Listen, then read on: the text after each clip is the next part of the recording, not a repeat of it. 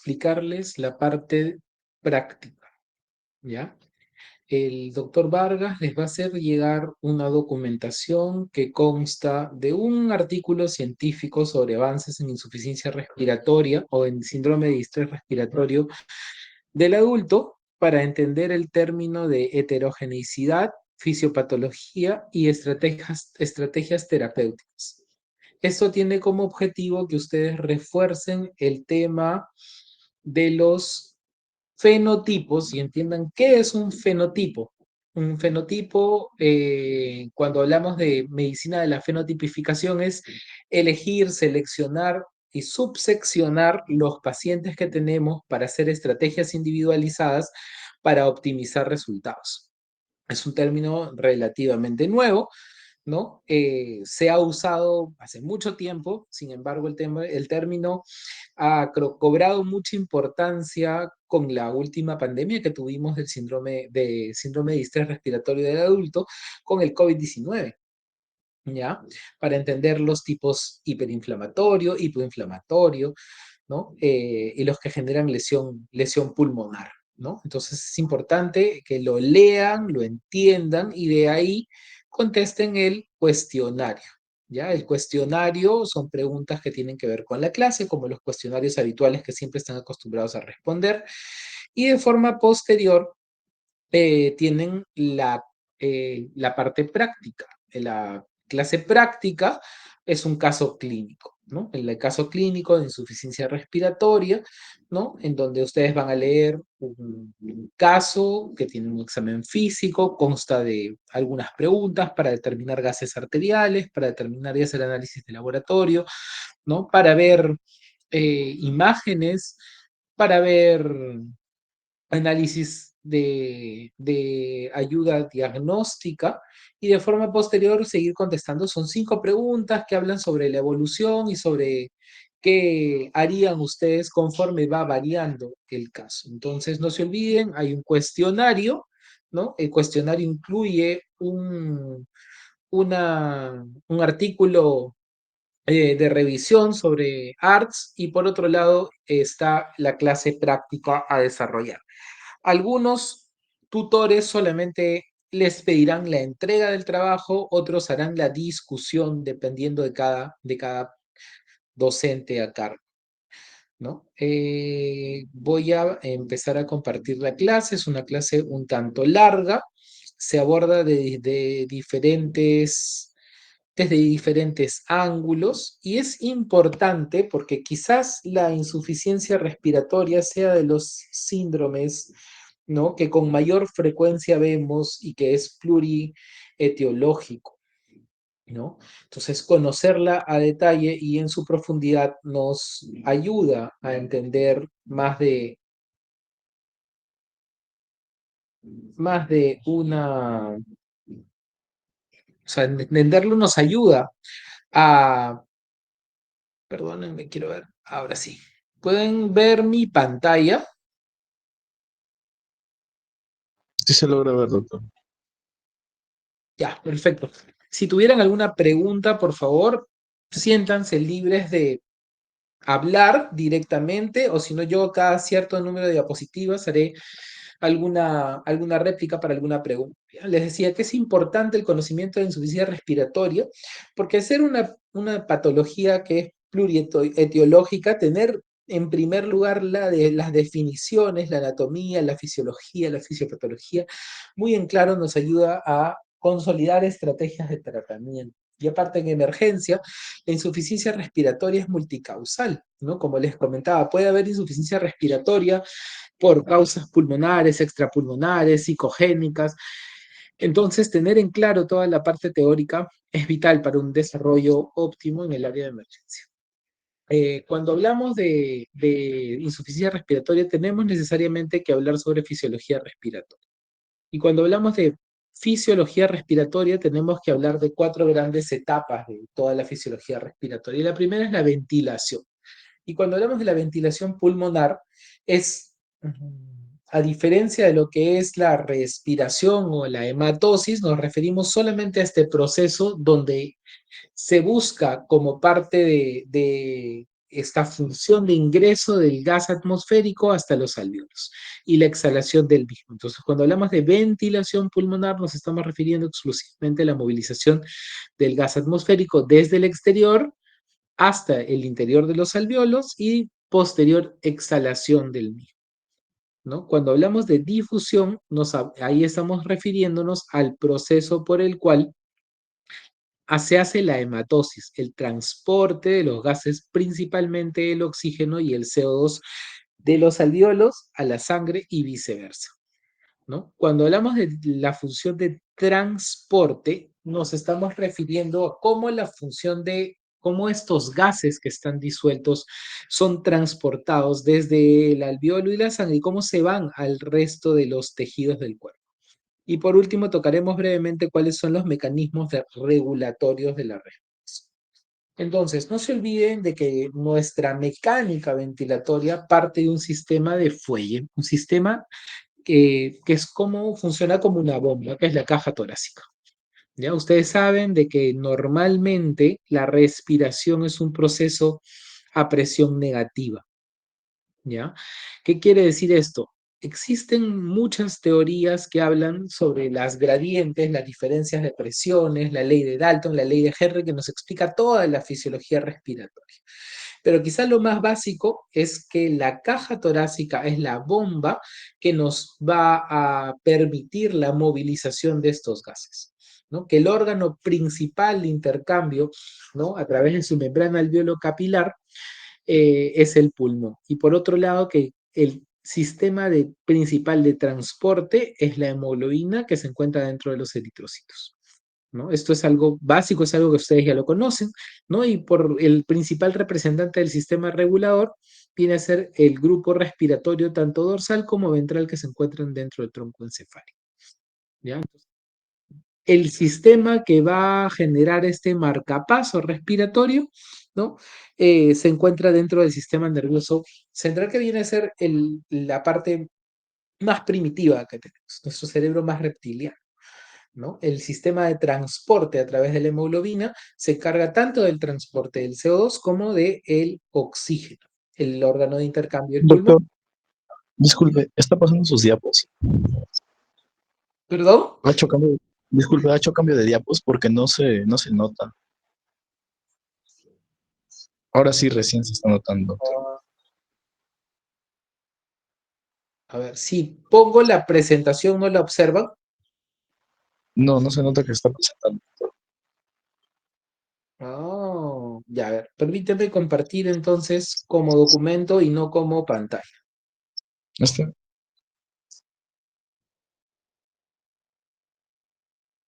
A ver, me avisan si es que ahí A ver. logran ver el cambio de diapositivas. ¿Ahora sí? No, doctor. No se evidencia el cambio de diapositiva. Y si Ya, proyecta permíteme toda un su segundo. pantalla, si proyecta toda su Eso es pantalla, lo que tal quería, vez pueda. pero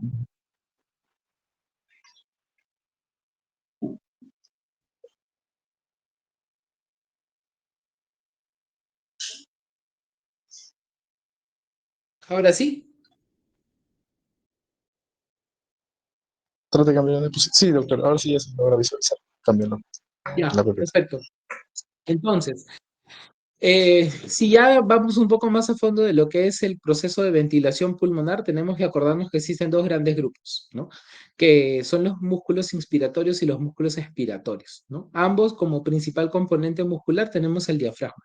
¿No? Tenemos que recordar también que la inspiración es un proceso activo, a diferencia de la expiración, que es un proceso pasivo. Entonces, todo este grupo muscular que estamos viendo por aquí, ¿no? Tanto los esternocleidomastoideos, escalenos, intercostales, serratos, ¿no? El diafragma, lo que buscan hacer es este movimiento de fuelle, ¿no? Que aumenta y amplía, ¿no? Todos los diámetros, tanto vertical, longitudinal, y transversal de la caja torácica.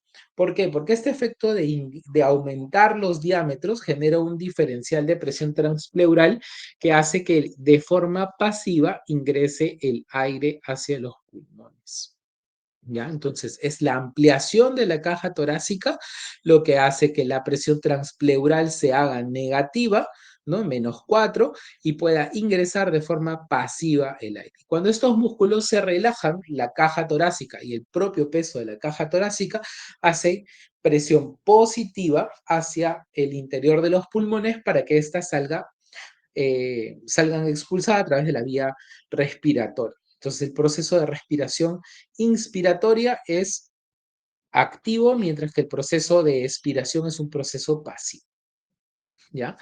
Eh, este cúmulo de gases que ingresa a través de la vía respiratoria puede segmentarse de dos formas, ¿no? La parte anatómica, como ustedes ya saben, la tráquea, bronquio derecho, bronquio izquierdo, ¿no? El bronquio apical, posterior, con todas sus segmentaciones, ¿no? Que es la partición anatómica que ustedes ya conocen, pero existe una partición, digamos, de la vía aérea fisiológica, ¿no? Que tiene para algunos dos zonas, que es la zona de conducción y la zona respiratoria, y para otros tres zonas, la zona de conducción, la zona de transición y la zona respiratoria.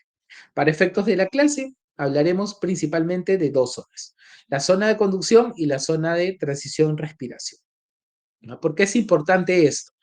Porque en la primera parte de las primeras 16 segmentaciones, ¿no? Desde el exterior hasta la tráquea, bronquios, bronquios principales, derecho, izquierdo, bronquiolos, hasta la segmentación 16, que son los bronquios terminales, ¿ya? Es una zona que busca principalmente adecuar el aire inspiratorio para que éste sea respirable.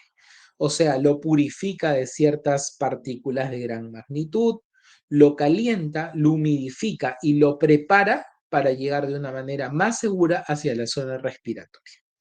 Ya a partir de la zona 17, ya, a partir de la zona 17, algunos llaman la zona entre 17 y 19 la zona transicional, existe ya hematosis, ya se encuentran algunas unidades alveolares, ¿no? En los bronquiolos respiratorios y ya hay esta hematosis, este intercambio gaseoso, ¿no? Las zonas donde mayor componente de intercambio gaseoso va a existir es en la zona 23, que corresponderían a los sacos alveolares. Y de esto de aquí se desprenden una cosa importante. En la zona de conducción tiene una puerta de entrada, que esta puerta de entrada viene a ser la cual se cierra, ¿no? Y deja contenido aire en todas las 23 segmentaciones, ¿no? O sea, toda la tráquea, los bronquios, bronquiolos terminales, ¿no? Y existen segmentos de la zona de transición en donde no hay unidades de intercambio gaseoso, ¿correcto? Entonces, de acá nos hablan de un espacio muerto, en donde no hay hematosis, donde no hay intercambio de gases. A esa zona se le denomina como espacio muerto, ¿ya?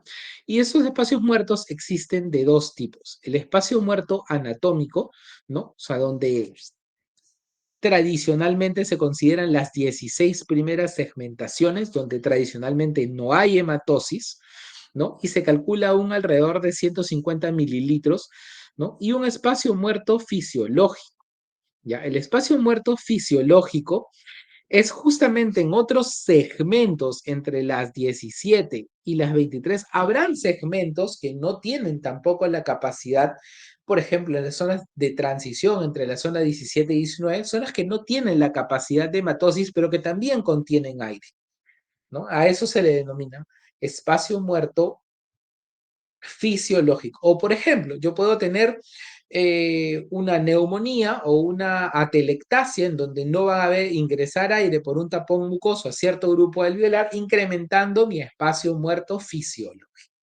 Entonces, el espacio muerto anatómico lo consideramos como la zona de conducción, en donde no hay posibilidad de hematosis, y el espacio muerto fisiológico, todas las zonas, desde la tráquea hasta los alvéolos, que no tienen oportunidad de hematosis.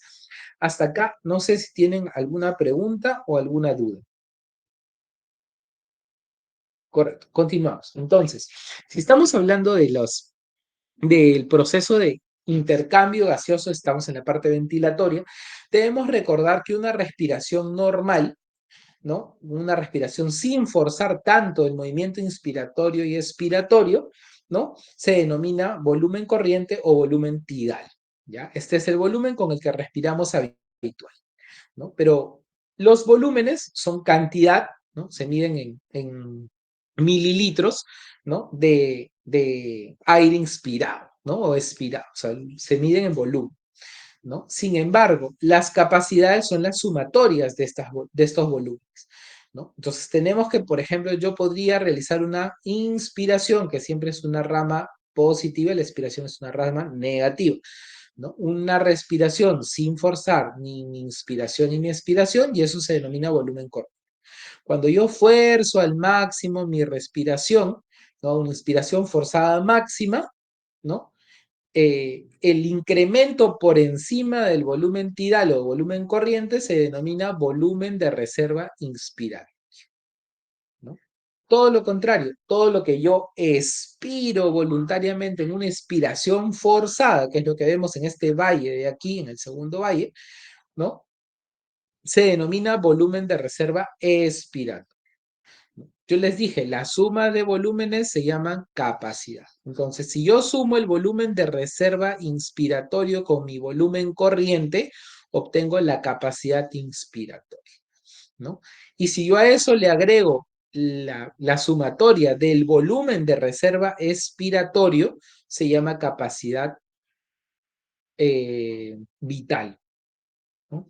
Sin embargo, siempre que yo hago una expiración forzada, ¿no? Así yo trate de expirar todo el aire contenido en el pulmón, siempre hay un volumen que queda que no puede eliminarse porque esto generaría colapso del pulmón y al haber colapso, un nuevo ciclo respiratorio sería mucho mayor dificultoso a pesar de la sustancia surfactante que tenemos conocida, ¿no? Ese volumen que es un volumen que permite, ¿no? Un intercambio continuo, ¿no? Permite que a pesar que yo haga una apnea forzada durante mucho tiempo, no existan cambios en mi oxigenación, mi pH, ¿no? Por la falta de oxígeno y por la retención de CO2, se denomina volumen residual, volumen que no puedo movilizar a pesar de una expiración forzada. Si yo el volumen residual lo sumo al volumen de reserva expiratorio, tengo mi capacidad residual funcional, ¿no? Y si yo sumo todos los volúmenes anteriormente dichos, mi capacidad residual funcional, mi volumen corriente, ¿no? Y mi volumen de reserva inspiratorio, tengo mi capacidad pulmonar total. ¿Ya? ¿Por qué es importante eso? Porque hay patologías que nos pueden alterar ciertas capacidades y por otro lado recordar que este volumen residual ya tiene un espacio que es muy importante que vamos a ver acá, ¿no? Este volumen residual ya tiene un volumen que se llama capacidad de cierre, a pesar de que no es una capacidad porque no es sumatoria de volúmenes, ¿ya? A esta línea roja, ¿ya? Se denomina capacidad de cierre. ¿Y por qué es importante la capacidad de cierre? Porque cuando hablamos de insuficiencias respiratorias, ¿no?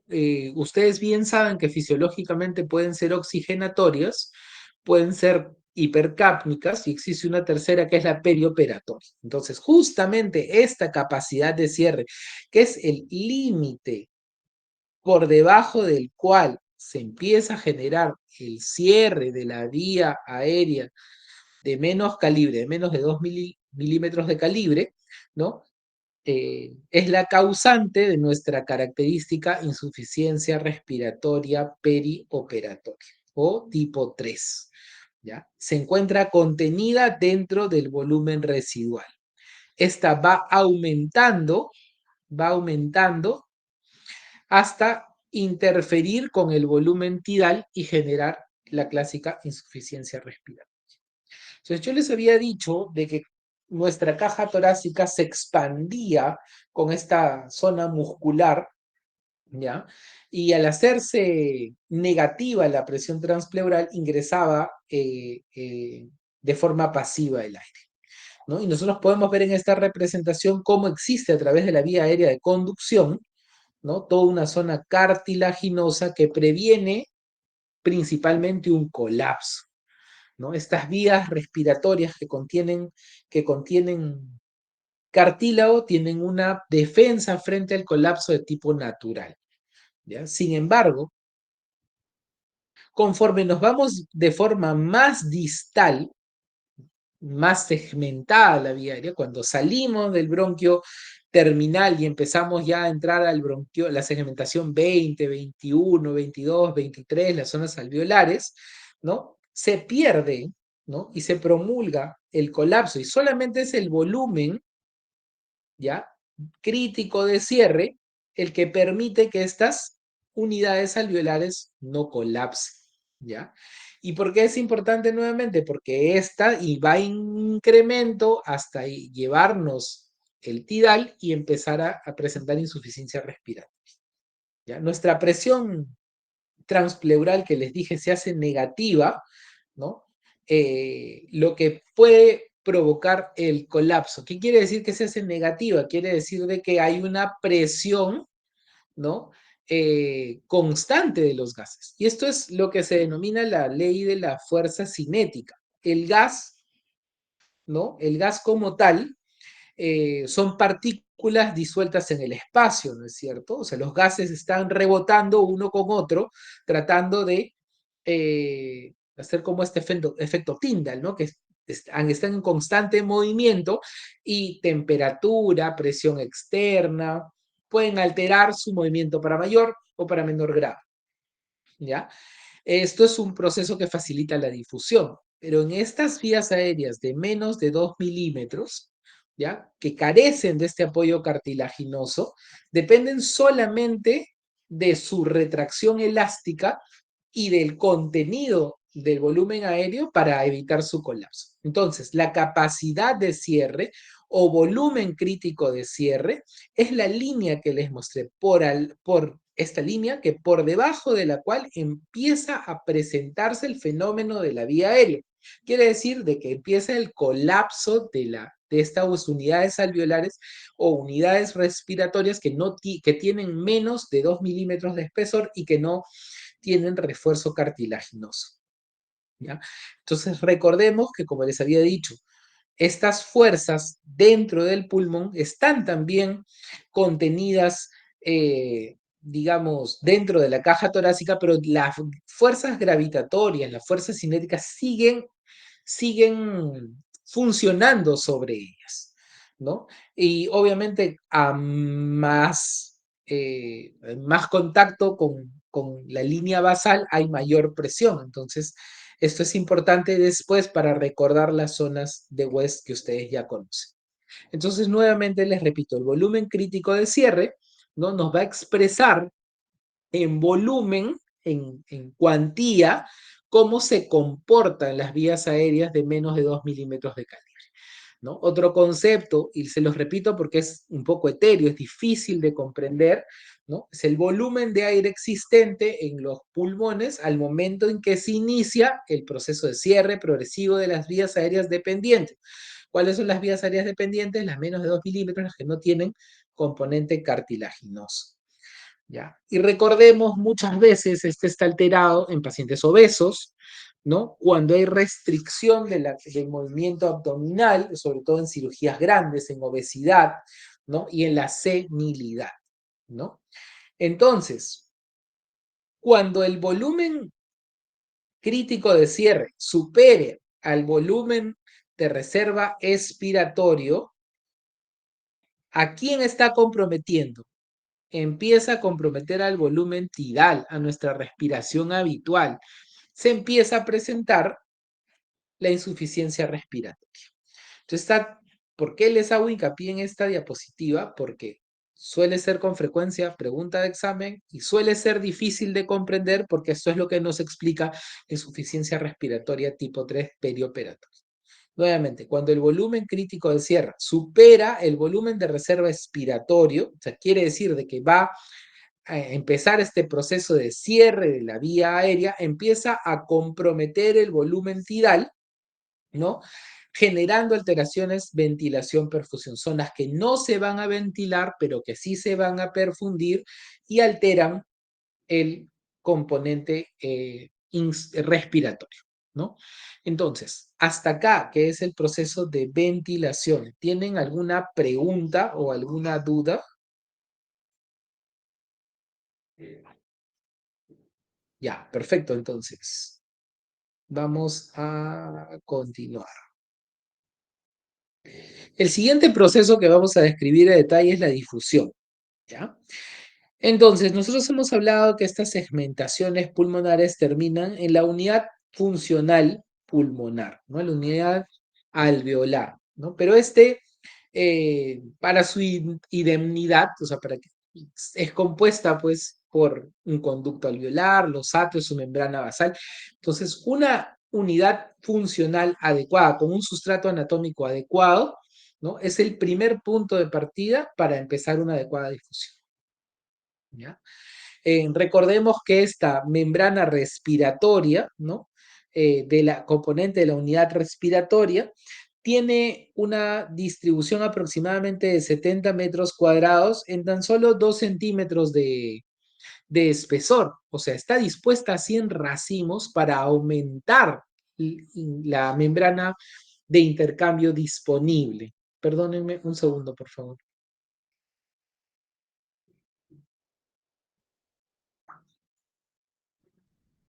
Bien. Entonces, incrementa esta disposición en racimos, lo que hace es incrementar la disponibilidad de la membrana respiratoria, ¿ya? Y acá están los componentes importantes que afectan la difusión de los gases, ¿ya? Que es el espesor de la membrana, el área de superficie, el coeficiente de difusión, las diferencias de presiones, la relación ventilación-perfusión y la concentración de gases en el alveolo, ¿ya? La patología intersticial, por ejemplo, incrementa el espesor de la membrana, ¿no? Todos estos componentes quizás los vamos a ver un poco más a detalle cuando hablemos la fórmula de difusión de Fick, ¿ya? El espesor de la membrana, mientras la membrana es más gruesa, esa fuerza cinética que tienen los gases, que es la que genera el movimiento que hace que estas partículas, tanto CO2 o 2, golpeen contra la membrana y traten de pasar de un continente a otro, o sea, del continente respiratorio al continente vascular, ¿no? Un mayor espesor generaría mayor dificultad de traslado. El área de superficie, si yo tengo medio pulmón, ¿no? Neumonectonizado, por ejemplo, medio pulmón fuera, o con una neumonía externa extensa, ¿no? Disminuye el área de superficie, ¿no? El coeficiente de difusión es importante recordarlo en el contexto de que van a haber gases que son mucho más fáciles de difundir que otros, y esto hace que con menores gradientes hayan difusiones rápidas, ¿no? Hayan gran capacidad de difusión y también gran capacidad, como tiene, por ejemplo, el monóxido de carbono, de difundir también de forma activa a través de esta membrana, por ende también de generar puntos de daño. Por otro lado, vienen a ser las diferencias de presiones, porque la diferencia de presión de un lado a otro lado del gas, ¿no? De un lado del gas la diferencia de presión del gas de un lado a otro lado de la membrana, ¿no? Esas diferencias de presiones son las que nos van a generar las famosas gradientes de difusión. Quiere decir que si del lado alveolar yo tengo 200 de oxígeno y del lado respiratorio tengo 300, ambos espacios van a tener que equilibrarse a través de la membrana, por ende el 300 le prestará al 250 para que ambos queden 250. Esas diferencias de presiones son las que, junto con los anteriores elementos expuestos, hagan un intercambio adecuado, ¿no? La relación ventilación-perfusión, como no, también es un punto importante porque podemos tener áreas adecuadamente ventiladas que no estén adecuadamente perfundidas, alterando la difusión de dichos gases y viceversa. Y la concentración de gases inhalados en el alveolo obviamente va a determinar, ¿no? Las diferencias de presiones y la cantidad, ¿no? O sea, si yo estoy en un ambiente que está cerrado, todo el mundo es un ambiente pequeño, con gran hacinamiento, estoy respirando el CO2 que se está acumulando, ¿no? El CO2 inspiratorio de dicha área está incrementado, mi CO2 también va a estar incrementado por ende. Entonces, la concentración de dichos gases también tiene que ver mucho con la difusión. Entonces, si bien es cierto, les dije que íbamos a hablar de las leyes de Fick. Antes de hablar de la ley de Fick, tenemos que hablar de la ley de Dalton y de la ley de Henry. ¿Ya? La ley de Dalton habla sobre que un grupo de gases que no reaccionan entre sí, en una mezcla aérea de gases, ¿ya? Dichos gases se comportan, si es que no reaccionan uno con otro, como si estuvieran en un ambiente independiente. Quiere decir que yo puedo ver, si bien es cierto, el aire atmosférico es un grupo de gases, oxígeno, nitrógeno, argón, vapor de agua, CO2, etc., etc., etc. Cada uno tiene una presión y ejerce una presión atmosférica independiente, ya que estos no reaccionan entre sí, se podría considerar como que cada gas es independiente y autónomo. Si estos gases reaccionaran entre sí, ya no podríamos verlos como un factor independiente. ¿Ya? ¿Por qué es importante esto? Porque esto nos hace entender, ¿no?, que estos gases, al no reaccionar, sus presiones que se miden en la atmósfera son las presiones inspiratorias del área basal. Si en la atmósfera hay 760 milímetros de mercurio, porque hay 3.5 atmósferas de CO2, 8.3 atmósferas de vapor de agua, 7.2 atmósferas de argón, 585 de nitrógeno, 156 de O2, en ese aire contenido, mi presión atmosférica de oxígeno es 156. Eso se explica por la ley de Dalton. Y la ley de Henry, que es la que ahí estamos yendo por el lado respiratorio. Ahora vamos por el lado vascular, ¿no? La ley de Henry nos habla que dichos gases ya no están en una matriz aérea, sino el cuerpo es una matriz en base de agua, ¿ya? Entonces, aquí habla sobre la presión de dichos gases sobre su coeficiente de difusión, ¿no? Son los que nos van a determinar las presiones de difusión que van a tener. ¿Ya? No se olviden, ley de Dalton y ley de Henry. En la ley de Henry, importante, la presión parcial del gas, la relación entre la presión parcial del gas y su coeficiente de difusión. ¿Ya? Mayor coeficiente de difusión, menor va a generarme menores presiones. ¿Ya? Entonces, para eso nos hablamos un poco de la ley de Fick. Cuando hablamos de la ley de Fick, que es mecánica de fluidos, ¿no? Los gases son fluidos, pero en estado gaseoso, ¿no? Recordemos que es para un estado estacionario, ¿no? Donde el movimiento o la concentración el gas va a haber mayor movimiento cuando mayor diferencia de presión hay de un lado a otro lado de la membrana, ¿ya? Y se explica tal cual en esta imagen.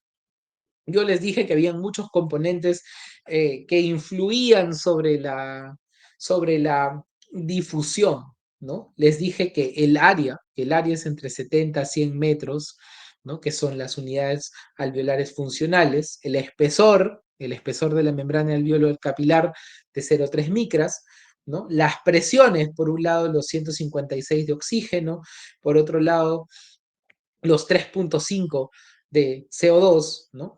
Les hablé de un coeficiente de difusión, ¿no? Sin embargo, en el CO2 no es, inclusive, que tiene mucho mejor coeficiente de difusión que el oxígeno, ¿ya? Y tiene una difusión facilitada, porque el CO2 tiene una capacidad, ¿no?, que es atraído por las moléculas de agua, tiene una propiedad quimiotáctica, ¿no? El agua, componente del cuerpo, funciona como un imán que atrae el CO2, ¿no? Entonces, no solamente difunde más rápido y difunde mejor porque tiene un coeficiente de difusión mayor, ¿no?, sino porque tiene una difusión facilitada por esta propiedad química que se cree que es por las moléculas de agua contenidas en él, ¿ya?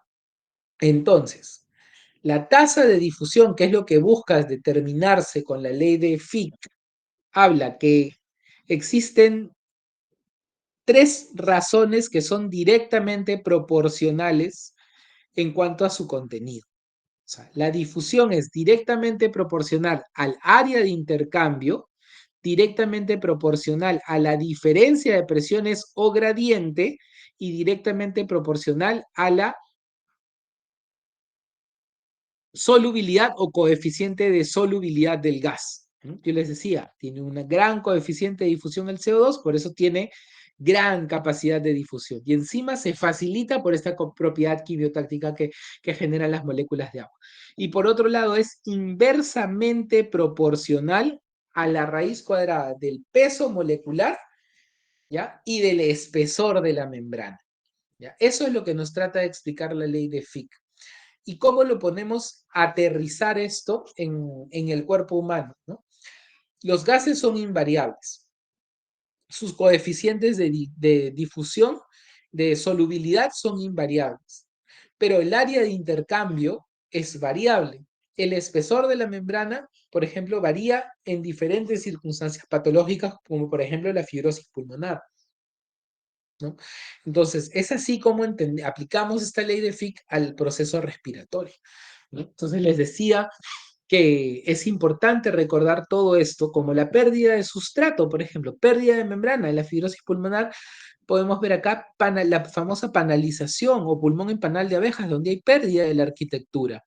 Hay gran componente fibroblástico, espesor de la membrana, ¿no? Entonces, que son, miren cómo hay gran depósito de fibroblastos, lo que incrementa el espesor de la membrana. Un pulmón con EPOC, ¿no? En vez de ser una red perfecta y articulada, hay pérdida de la integridad de los septos, por ende pérdida del área de difusión. Entonces, en un proceso eh, que va a ser más fácil explicarles porque hemos hablado sobre estas leyes físicas, ¿no? Tenemos una bomba que es el corazón que fluye y manda constantemente un flujo sanguíneo hacia el pulmón, ¿no? Y esa sangre que llega al pulmón es sangre desoxigenada.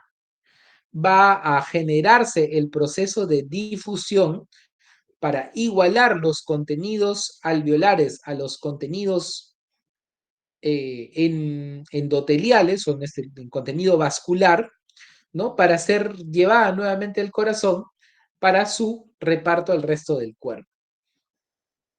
Ya. Una cosa importante que les dije anteriormente era que el aire alveolar, o sea, lo que llega directamente al alveolo, no es lo mismo que el aire atmosférico. Y esto es por varias razones, ¿no? Nosotros ya hemos determinado, cuando les puse acá la ley de Dalton, acá abajo, están sus presiones parciales, ¿no? Que son las que se ven acá en porcentajes, ¿ya? Veamos cómo cambia cuando pasa este aire atmosférico sobre la zona de... Perdónenme un segundito. Ya. Ah, ok, ok. Les decía entonces, ¿cómo cambia el aire atmosférico cuando pasa la vía de conducción, ¿no? Y es adecuado, ¿no? Para el ingreso hacia el alveolo, para la zona propiamente respiratoria. Y quizá el cambio más importante lo tengamos acá, ¿no? Que es que se humecta, pasa de 0,5% de contenido de vapor de agua a 6,2%. Y esto es porque les dije que el cuerpo humano era principalmente agua y el calor corporal expuesto hacia las mucosas hacía que esta agua se evaporara, ¿no? Y se mezclara con el aire de ingreso. Primer cambio importante, ¿no? Casi sin... ¿Y por qué cambian todos entonces? ¿Por qué cambian todos los componentes? Obviamente, si incrementa un porcentaje de algún gas, otro tiene que bajar, ¿correcto? Entonces, aparte, ¿por qué cambian los componentes? Porque se mezclan con el aire que ya estaba previamente ingresado al aire, a la vía aérea de conducción, ¿no? Y sufre una mezcla, ¿no? Lo que hace que el aire alveolar se mezcle a su vez también con el aire que ya ha tenido la difusión anterior, ¿no? Entonces, eso me explica por qué el aire atmosférico sufre un primer paso de acondicionamiento en la zona de conducción y sufre otro cambio mayor, ¿no? Al mezclarse con este aire de la exhalación, ¿no? Con este aire que ya ha cedido a su proceso de hematosis. Entonces, este aire alveolar empieza a presentar grandes cambios. Y quizás los más importantes es que pasamos de un aire atmosférico que tiene 159, 156, casi un 20% de oxígeno, ¿no? A un aire alveolar que tiene 13% de oxígeno. ¿Y por qué? Porque se mezcla con el producto de tanto de cambios que tienen que ver con la vía aérea de conducción como la mezcla con el aire alveolar que ya ha tenido una hematosis previa. Entonces, el resultante importante es este. El aire que disponemos para el intercambio es el aire alveolar, ¿no? Y quédense con los dos valores más importantes, que es el oxígeno y el CO2, ¿no? 104 de oxígeno y 40 de CO2 como resultante para nuestra zona de impacto, ¿ya? Este cambio que vemos en el aire alveolar es porque el aire que está en el alveolo que es expirado contiene otras concentraciones de sangre después del producto de la hematosis. Otra cosa importante es que el aire no se cambia como podría uno pensar totalmente, no hay una restitución total del aire cuando yo estoy expirando, la restitución es parcial, ¿ya? Hay un volumen, ¿no? Que les decía que es el volumen residual, ¿no? Que no se expira, ¿no? Entonces ese aire que siempre se queda ahí, ¿no? Nos habla que hay una sustitución parcial del aire y que esta es lenta, ¿no? ¿Y por qué es importante eso? Porque una sustitución parcial me ayuda a que cuando yo haga apneas, ¿no? Pues mi contenido de oxígeno arterial no varíe, mi contenido de CO2 no incremente con gran facilidad, ¿no? Lo otro que tienen que acordarse es que el proceso de difusión es constante, se da en inspiración y en expiración, de día, de noche, funciona el corazón, en sístole o en diástole, da lo mismo, siempre hay difusión, siempre hay aire en el, en el alveolo y siempre hay difusión constante, tanto de CO2 como de O2. Entonces, yo les decía, este aire alveolar, ya sabemos de dónde sale estos 140, perdón, estos 104 y 40 milímetros de mercurio, se encuentra con la sangre venosa que tiene menor capacidad de oxígeno y mayor capacidad de CO2, ¿no? Lo que genera una óptima gradiente para su intercambio. Quiere decir que cuando la sangre pase a, a 40 que dichos componentes se van a igualar. Ambos van a igualarse como el proceso de la hematosis, ¿no? Pero no es el resultado final que tenemos en sangre, ¿no? Porque existen las venas bronquiales y las venas coronarias que son el shunt fisiológico. Entonces, si estas presiones se igualan, ¿no? En el proceso de la hematosis, nuestro resultado final de sangre arterial, sangre periférica, no es el mismo 104 y 40 por el shunt fisiológico que deviene de la vena bronquial y de las venas coronarias. Otra cosa que tenemos que acordarnos, que también es importante, es nuestra curva de disociación de la hemoglobina, que es nuestro efecto Bohr, ¿no? ¿Por qué es importante el efecto Bohr? Porque justo con el efecto Haldane, no son lo que nos explica cómo se va a dar la entrega de oxígeno y la entrega de CO2. ¿Ya? En el efecto Bohr habla que en condiciones donde hay acidosis, ¿no? Donde hay pH bajo, donde hay CO2 alto, yo siempre les digo a mis alumnos, vean el CO2 como un ácido, como un componente ácido. Cuando se eleva, ¿no? También funciona, hay alteraciones del pH. ¿no? O incrementos de la temperatura o incrementos de 2,3 difosfoglicerato, que son del 2,3 difosfoglicerato, es un marcador de hipoxia, ¿no? Todas estas circunstancias de gran gravedad, la curva se desvía hacia la derecha y al desviarse a la derecha, ¿qué nos está diciendo? Que la hemoglobina ya va a ser mayor facilitadora de entrega de oxígeno, ¿no? ¿Qué sabe la naturaleza? En condiciones de gran gravedad, donde mi pH está ácido, donde estoy reteniendo CO2, donde estoy con marcadores de hipoxia incrementados, la hemoglobina dice, voy a ser buena, voy a dejar rápidamente que cualquier tejido se lleve mi oxígeno, ¿no? Y todo lo contrario, a la inversa, cuando el pH es bajo, cuando el CO2 es bajo, la temperatura es baja y encontramos bajas cifras de 2,3 difosfoglicerato, ¿no? Podríamos decir en situaciones que no son de gravedad, ¿no? Nuestra hemoglobina agarra con avidez el oxígeno y no permite entregarla con facilidad, ¿no? Y aquí viene el punto medio de la curva, que es el P50, alrededor de 27-28. Cuando ésta se desplaza hacia un lado, o sea, se disminuye en su valor, quiere decir que la curva se está desviando hacia la izquierda. Y cuando incrementa su valor, quiere decir que la curva está hacia la derecha. Y esto es como hablamos del proceso de liberación o entrega de oxígeno, gracias al efecto Bohr. ¿Ya? Entonces, en el efecto Haldane existe algo similar, pero con la hemoglobina. Aumenta la afinidad del transporte del CO2 en presencia de sangre desoxigenada y disminuye su afinidad de transporte de CO2 en presencia de sangre oxigenada. Y esto lo hace, ¿no? Porque en el componente tisular, ¿no? Se busca el ingreso de oxígeno y la exhalación del CO2, ¿no? En el componente celular, ¿no? Entonces, en el fluido intersticial hay poco contenido de oxígeno y gran contenido de CO2. El CO2 les dije que tiene una capacidad de difusión a través de las membranas muy alta, entonces casi por difusión pasiva ingresa del tejido intersticial hacia el contenido vascular, hacia el plasma.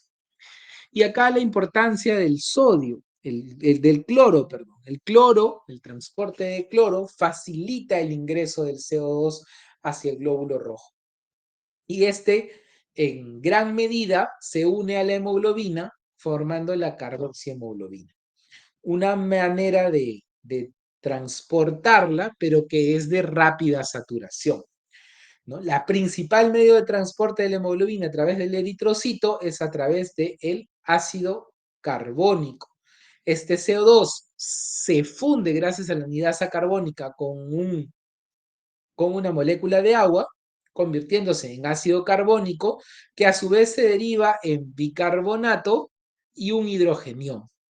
Y este hidrogenión es sustrato para que la hemoglobina bote su oxígeno en medio ácido, bote el oxígeno para que ésta sea liberada al plasma y del plasma pueda pasar a los tejidos intersticiales y de los tejidos intersticiales pueda llegar hacia la célula. Entonces, si hablamos del efecto Bohr, estamos hablando del comportamiento de la hemoglobina y el oxígeno, y si hablamos del efecto Haldane, estamos hablando del comportamiento del CO2 en la hemoglobina, ¿no? Les dije que otro punto importante para la difusión, ¿no? Era la relación ventilación-perfusión. Es una cosa ya muy conocida por ustedes, ¿no? Pero las zonas de mejor difusión son las zonas que tienen un radio adecuado, ¿no? Tanto de ventilación como de perfusión, ¿no? Porque los sistemas se saturan. ¿Qué quiere decir? Si hay mayor contenido de aire que de sangre, ¿no? Solamente se va a saturar con el contenido de sangre, que es lo que caracteriza a las zonas del ápex, ¿no? Más ventilación, menos perfusión. Y el efecto contrario en las zonas de la base, ¿no? Mayor perfusión que contenido sanguíneo, ¿no? Entonces acá lo que se satura rápidamente es el contenido aéreo, ¿no? Va a haber contenido sanguíneo, pero que no puede generar esa gradiente de hematosis.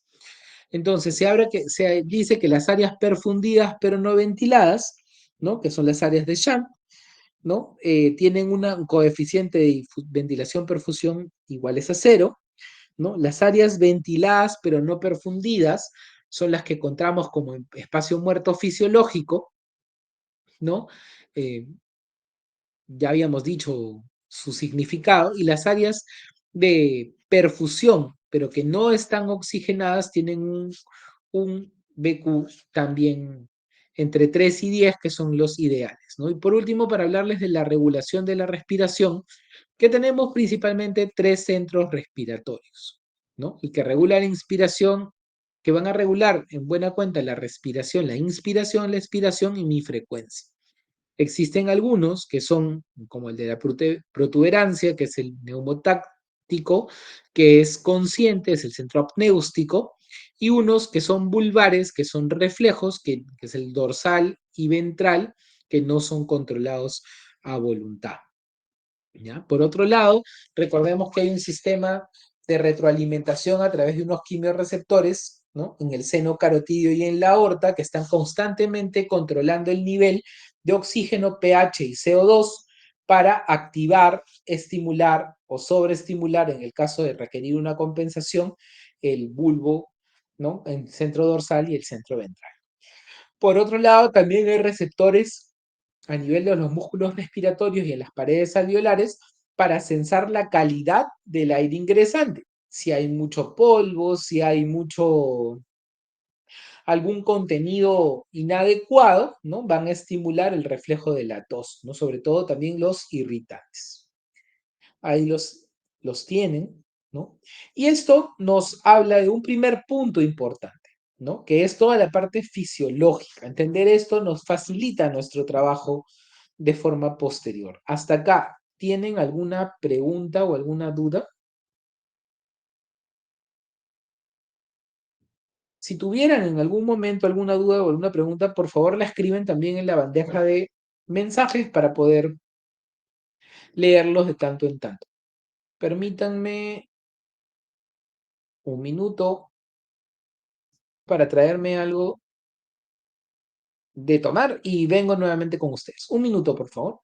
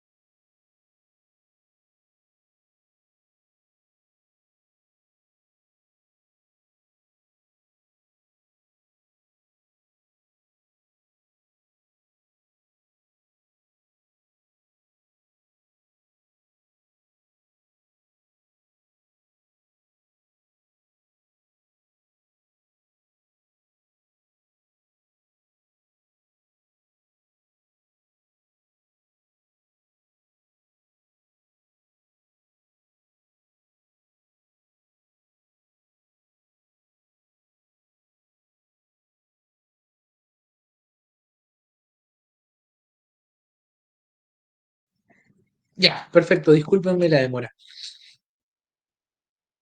Entonces, toda esta parte de la parte fisiopatológica nos ayuda a hacer un abordaje fisiopatológico de la insuficiencia respiratoria, ¿no? Entonces, vamos a ver un par de términos que son frecuentemente confundidos, ¿no? Como hipoxia e hipoxemia. La hipoxia principalmente es el resultado del bajo contenido alveolar o un delivery, que es la entrega, ¿no? De inadecuada de oxígeno hacia los tejidos, ¿ya? Recordemos que el oxígeno disponible para los tejidos, ¿ya? Depende del contenido arterial de oxígeno. Este contenido arterial de oxígeno, ¿ya? Para hallarlo existe una fórmula, ¿ya? Que viene a ser práctica, que ahora les voy a explicar por qué. Primero, debemos recordar que oxígeno en el cuerpo solamente viaja de dos maneras.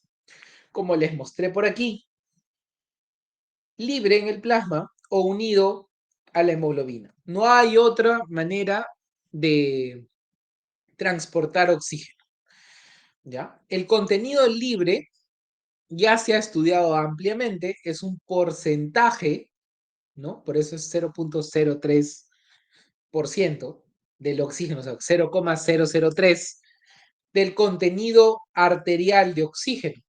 Entonces yo con unos gases arteriales obtengo mi presión arterial. Para esto, cuando la A es minúscula, nos estamos refiriendo a arteria. Cuando la A es mayúscula, nos estamos refiriendo a alveolo. Entonces, yo puedo hallar esta fracción libre con unos gases arteriales, porque yo puedo obtener de los gases arteriales mi presión arterial de oxígeno, ¿ya? Lo multiplico por mi constante, que es el 0,3%, ¿no? Que es 0,003, y obtengo mi cantidad de oxígeno libre. ¿Cómo puedo hallar el contenido unido a la hemoglobina? Muy fácil, ¿no? Mi concentración total de hemoglobina, ¿ya? Que es la sumatoria de todas las hemoglobinas, ¿no? Que es la carboxihemoglobina, carbaminohemoglobina, la metahemoglobina, mi oxihemoglobina, todos mis contenidos de hemoglobina, que es mi concentración total de hemoglobina, ¿ya? Por una constante, que es 1,34. Esta constante sale de que cada gramo de hemoglobina solamente puede capturar 1,34 mililitros de oxígeno. Entonces, yo puedo obtener mi concentración total de hemoglobina, ¿no? Que la fracción más importante es mi hemoglobina tradicional, ¿no? O sea, la hemoglobina hallada en el laboratorio, ¿ya? Que es el principal componente de la hemoglobina total, ¿ya? Multiplicarla por la constante y este elemento de acá que es la saturación de oxígeno, mi porcentaje de saturación, o sea, con una CAP, pulso oximetría, mi valor de hemoglobina y un gas arterial, yo puedo obtener mi contenido arterial de oxígeno, ¿ya? Por otro lado, no hay que olvidarse, si depende por un lado mi hipoxia de un bajo contenido, ¿no? De oxígeno alveolar, quiere decir que hay bajo contenido en el gas, en el gas inspirado o en el gas que se va a hacer transportable, ¿no? O una entrega insuficiente a los tejidos, ¿no? El delivery de oxígeno se determina también por el gasto cardíaco y el contenido arterial de oxígeno. Ya aprendimos cómo sacar el contenido arterial de oxígeno, ¿no? El contenido arterial de oxígeno lo sacamos con esta fórmula, lo multiplicamos por el gasto cardíaco y ya tenemos el delivery de oxígeno. Solamente hay hipoxia en dos circunstancias. Cuando respiramos oxígeno en bajas cantidades, quiere decir cuando subimos altura, cuando estamos en... o cuando la entrega de oxígeno hacia los tejidos es insuficiente, ¿ya? Entonces, hipoxia, ¿no? Es un aporte, es un estado en el cual hay una insuficiente demanda de oxígeno hacia los tejidos. Y esta puede deberse a bajo gasto, a bajo contenido de la hemoglobina o a baja saturación de oxígeno, ¿no? Y existen diferentes tipos, hipoxémica, anémica, hipovárica, circulatoria, disóxica, algo desplaza el oxígeno, la bomba se encuentra en mal estado, no se perfunde bien el pulmón, no se perfunden bien los tejidos, ¿no? Hipovárica, estamos en grandes altitudes y respiramos oxígeno en bajas cantidades. Anémica, el que transporta la hemoglobina no está en cantidades adecuadas, por eso no hay un transporte ni eficiente. E hipoxémica porque hay problemas en el proceso de captación del oxígeno, ¿ya? A diferencia de lo que es hipoxia, donde hay problemas ya en los tejidos, hipoxemia no es lo mismo que hipoxia. Hipoxemia es un término utilizado cuando hay baja contenido, una presión de oxígeno bajo en sangre. El término hemia siempre nos debe remontar a ello, ¿no? Hipoxemia, bajo contenido en sangre. No se correlaciona, porque yo les había dicho de que los componentes importantes para la hipoxia eran el gasto cardíaco, el contenido de la hemoglobina y la saturación de oxígeno. En cambio, el bajo contenido de oxígeno solamente me altera la saturación de oxígeno. Entonces, puede haber hipoxemia sin la presencia de hipoxia debido a que incrementamos el gasto cardíaco o incrementan nuestros valores de hemoglobina, que es quien transporta dicho oxígeno, de manera compensatoria. Recordemos, ¿no?, que el valor habitual normal de la presión parcial de oxígeno es más de 60. ¿No? Entonces, hipoxemia va a ser cuando tengamos cifras menores a 60 milímetros de mercurio. Es uno de los determinantes, de los tres que hemos conversado, de los tres principales determinantes de la hipoxia, ¿no? La hipoxia, falta de oxígeno tisular; hipoxemia, bajo oxígeno en sangre, ¿ya? La hipoxia alveolar es la causa más común de hipoxemia, ¿ya? Cuando existe el término hipoxia o hipoxemia, que es el bajo aporte sanguíneo de oxígeno, existen múltiples mecanismos, ¿ya?, que se ponen en marcha para paliar este problema. Cuando hay bajo contenido sanguíneo de oxígeno, hay tejidos que empiezan a censar la hipoxia, empiezan a trabajar de una manera diferente, empiezan a trabajar de una manera anaeróbica, disminuye el citocromo oxidasa, disminuye el consumo de ATP, ¿no? Aumenta el 2,3 difosfoglicerato, aumentan las especies reactivas de oxígeno y empieza a darse un factor, que es el factor inductor de la hipoxia tipo 1, que empieza a tratar de reponer este incremento de las radicales libres de oxígeno. Empiezan a haber procesos de compensación para optimizar el ATP, lo que evita que esta hipoxemia se genere en hipoxia, y por otro lado hay una increíble descarga adrenérgica que optimiza el gasto cardíaco de manera compensatoria. Otro término frecuentemente utilizado en insuficiencia respiratoria es el término hipoxemia relativa, ¿no? Hipoxemia relativa es un término que se acuña cuando la presión arterial de oxígeno es más baja de lo esperado para el oxígeno que yo estoy inhalando. Por ejemplo, si yo estoy inhalando 100% de oxígeno, yo espero tener al menos más de 140 de presión de oxígeno arterial. Si tengo menos, estoy en una hipoxemia relativa. Es un marcador de cómo nos funciona el sistema de intercambio pulmonar, ¿ya? Por otro lado, ¿ya? Esta hipoxemia relativa puede,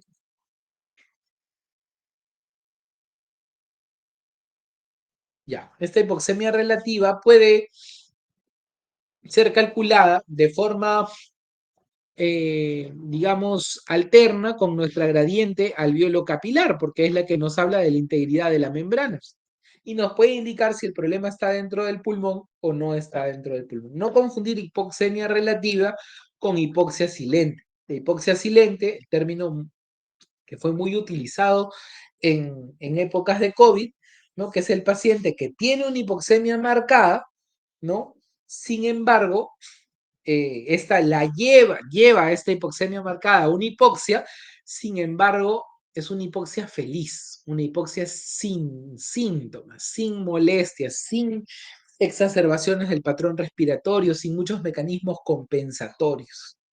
¿Ya? Entonces no se olviden, hipoxia silente, que es la hipoxia feliz, ¿no? La hipoxia relativa, que es la presión de oxígeno menor a lo esperado para el gas inhalado; la hipoxemia, que es el bajo contenido de presión arterial de oxígeno en sangre; y la hipoxia, que es el déficit de oxígeno a nivel tisular, ¿ya?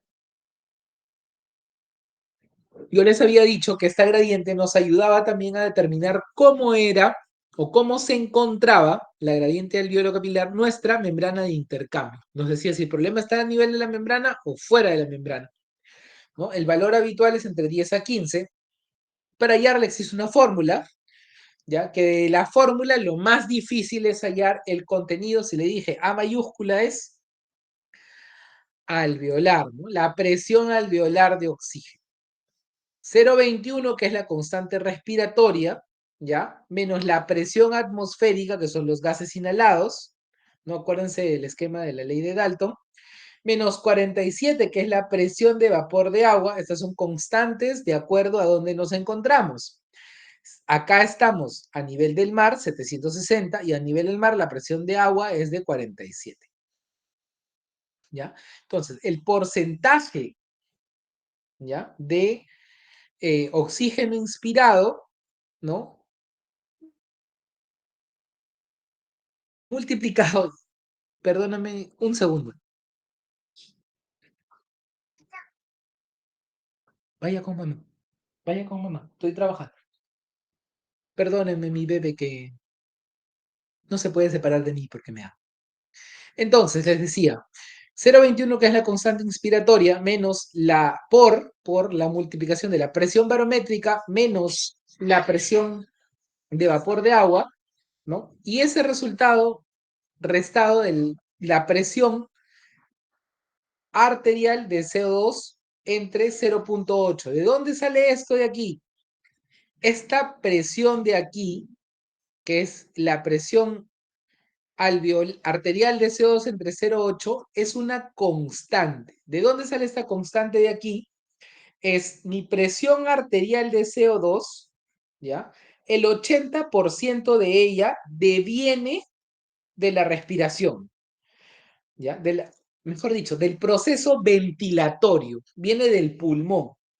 Y el 20% de ella viene ¿de dónde? Viene de la respiración celular, ¿no? Cuando uno consume glucosa, ¿cuál es el resultado final? En presencia de oxígeno, ATP, CO2 y agua, ¿correcto? Entonces, este es del agua, del el CO2 metabólico, ¿ya? ¿Qué estamos haciendo en esta primera área de la curva? Estamos sacando, ¿no? La presión que ejerce en los dos principales gases del oxígeno, el oxígeno y el CO2, restándole la presión de agua, ¿no? Entonces, en cuanto a porcentajes, restando, ¿no? Esta diferencial obtenemos la presión alveolar de oxígeno. Acá sacamos el vapor de agua, el porcentaje de inspiración, que a nivel del mar es 0,21, y le restamos el coeficiente respiratorio de CO2. Entonces, ya sabemos cómo sacar la presión alveolar de oxígeno. Y la gradiente no es otra cosa más que la diferencia entre la presión alveolar de oxígeno menos la presión arterial de oxígeno. ¿Cómo sacamos la presión arterial de oxígeno? De los gases arteriales. ¿Ya? Y existe una gradiente esperada para la edad, ajustada, ¿no? Como las mostramos ahí. Entonces, nuestra gradiente alveolar arterial la vamos a sacar rápidamente conociendo la fracción inspirada de oxígeno, ¿no? La presión barométrica y la presión de vapor de agua, ¿ya? La presión inspirada de oxígeno, ¿no? Y mi contenido arterial de CO2, ¿no? Por otro lado, cuando nosotros entramos en hipoxemia, les dije que habían muchos mecanismos compensatorios que hacían que no nos llevemos a la hipoxia, ¿ya? Sin embargo, para hablar etiopatogénicamente, la hipoxemia, ¿no? Puede darse por hipoventilación, ¿no? O sea, porque hay fallas en el proceso de la ventilación, pero esto característicamente más que hipoxemia genera hipercapnia, ¿no? Cuando hay shunt de derecha a izquierda, o sea, donde hay ingreso de sangre no oxigenada al torrente arterial, ¿ya? Que esta, dependientemente de la causa, va a incrementar la gradiente, ¿no? Y un fallo de la ventilación perfusión, ¿no? Son causas habituales de hipoxemia, ¿ya? Por otro lado, tenemos las alteraciones de la difusión y la disminución de la fracción inspirada de oxígeno. Y tenemos ejemplos de los mismos, alteración de la ventiloperfusión, como las neumonías, el tromboembolismo pulmonar, las neumonías extensas, el ARTS, fisiológicas perdón, causas de shunt fisiológico, ¿no? Por ejemplo, yo tengo una neumonía extensa, va a haber mucha buena, adecuada perfusión, pero no va a haber adecuada ventilación. Igual en el síndrome hepatopulmonar, en las malformaciones arteriovenosas o en las patologías de shunt intracardíaco, ¿no? En patologías donde hay bajo contenido inspiratorio de oxígeno, ¿no? Las lesiones en buceo, ¿no? La inhalación de gases de combustión incompleta o la medicina de altura, ¿no? Las grandes altitudes, ¿no? Patológicas en cuanto a hipoventilación, recordar la sobredosis de opiáceos, que si bien es cierto no es frecuente aquí, ¿no? No tenemos mucha intoxicación por opiáceo, es una causa mundialmente frecuente, ¿no? Las exacerbaciones de los EPOCs, ¿no? La hipoventilación la vemos cuando en el pulmón leñoso, ¿no? Cuando tenemos instauración, por ejemplo, de algunos anestésicos como el fentanilo rápidamente, ¿no? Hay una contracción enérgica de la pared torácica, ¿no? Por una respuesta refleja y no hay una gran hipoventilación en el paciente, ¿no? Y acá les dejo algunas causas, ¿no? Adicionales para recordar que en cada uno de los componentes que hemos revisado, como los componentes centrales, ¿no? Pueden haber patologías que nos lleven a la insuficiencia respiratoria, ¿no? Por mencionar algunas, a nivel central, ¿no? Tenemos las lesiones vulvares, ¿no? Un ACV en tronco, las poliomielitis vulvares, ¿no? Los sedantes o narcóticos, ¿no? El trauma cráneoencefálico, el coma mixedematoso, ¿no? Tenemos otros como los problemas del sistema neuromuscular, ¿no? Como la miastenia gravis, el tétanos, la esclerosis múltiple. Tenemos a nivel de tórax la distrofia muscular, la obesidad, las grandes cifoescoliosis, los neumotórax, ¿no? Todo este abordaje, digamos, de tipo etiológico, ya para que lo revisen, que es de conocimiento habitual, ¿no? Cuando nosotros entramos en un proceso de hipoxia, les dije que había dentro de las primeras 36 horas, ¿no? El primer mecanismo compensatorio que salta es el gasto cardíaco. Hay liberación de catecolaminas, hay vasoconstricción que mejora el aporte de flujo vascular hacia el pulmón, ¿no? Hay incremento y sobreestimulación del centro respiratorio, lo que incrementa mayor recambio de aire, ¿no? Hay redistribución del flujo, hay aumento del número de capilares con el tiempo. Les dije que eh, la sensada la hipoxia, empezaban estos cambios con el factor inductor de la hipoxia tipo 1. Esta estimula también la generación de eritropoyetina para que aumenten a largo plazo los hematíes y por otro lado aumentan también los factores como las CAPS, los factores que incrementan el número de capilares, ¿no? O sea, los factores de angiogénesis, ¿no? Todo esto a mucho mayor a largo plazo que la descarga catecolaminérgica que genera el aumento del gasto cardíaco, ¿ya? En cuanto a la hipercapnia, que viene a ser una condición que característicamente se da en la hipoventilación alveolar, ¿no? Cuando hay hipoventilación alveolar, o sea, el alveolo no se distiende de forma adecuada. Al no distenderse de forma adecuada, no llenarse de forma adecuada, no se permite una buena difusión del CO2, ¿no? Entonces, yo les dije que existe CO2 contenido metabólico. Nunca el contenido metabólico incrementa per se ni es causa de hipercapnia, ¿ya? No sé si alguien quiere hacer alguna pregunta o tiene alguna duda.